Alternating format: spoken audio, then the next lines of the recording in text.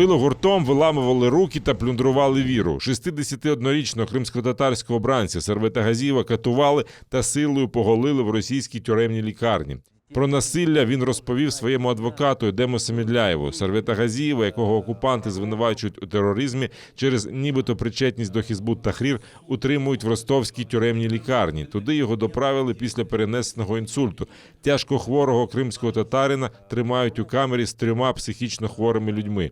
Окупаційні силовики намагалися силою змусити Сервета Газієва проголосувати на виборах до Російської думи, а коли він відмовився, привселюдно принижували.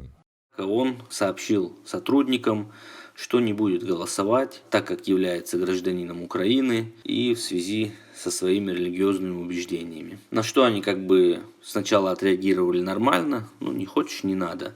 После этого их вывели во двор, где было много сотрудников этого МОТБ. Там начали нецензурно выражаться в его адрес сотрудники, оскорблять его чувства религиозные. За кілька днів до нього прийшли 4 російських силовиків. На камеру запитали, чому він не голиться. А коли Сервет Газієв відповів, що носитиме бороду як правовірний мусульманин, силовики гуртом накинулися на нього. Вчетвером повалили его на кровать, ноги находились на полу.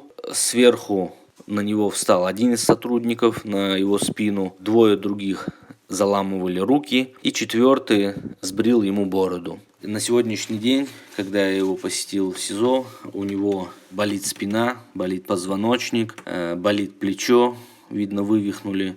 Рука правая болит, говорит, что это от позвоночника идут боли. Прибыв в следственный изолятор, он об этом сообщил и врачам, и оперативникам, однако они никаким образом не отреагировали, с его слов никак не зафиксировали это.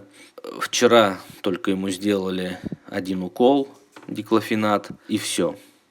Сервет Газиев перенес инсульт, это видно даже невооруженным взглядом. Лицо его перекошено, должную медицинскую помощь он до сих пор не получил. И после грубой физической силы, которая была к нему применена в межобластной больнице, у него немеет рука и состояние критическое. Омбудсмен Людмила Денісова назвала тортури ганебною помстою бранцеві. Вона вимагає від російських урядовців надати Сервету Газієву медичну допомогу та покарати катів. А світ закликала до санкційного тиску на Москву, щоб якнайшвидше звільнити політв'язня.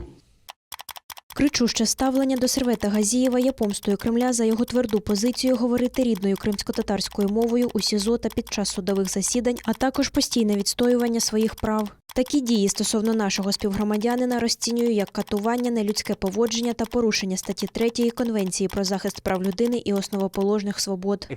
Звернуться зі скаргою про злочин до Російського слідчого комітету, а також вимагатимуть якнайшвидшого надання Сервету Газієву медичної допомоги.